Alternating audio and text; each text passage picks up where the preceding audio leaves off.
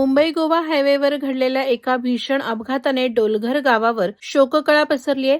Electric स्कूटीला cement बल्करनं दिलेल्या जोरदार धडकेत पत्नीचा अंत झाल्यानंतर उपचारादरम्यान दुसऱ्याच दिवशी पतीचाही अंत झाल्याने संपूर्ण परिसरात हळहळ व्यक्त केली जाते.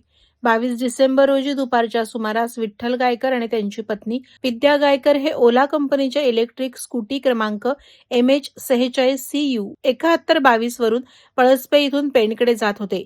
गोवा हायवेवरील क्षणभर विश्रांती हॉटेलसमोर सिमेंट बल्कर क्रमांक MH46CU 2306 वरील चालकानं त्यांच्या स्कूटीला जोरदार धडक दिली.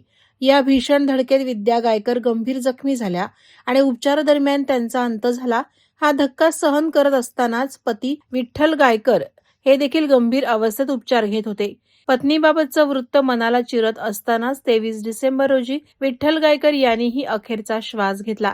काही तासांच्या अंतराने पती पत्नी दोघांचाही अंत झाल्याने डोलघर गावासह गायकर कुटुंबात शोककळा पसरली.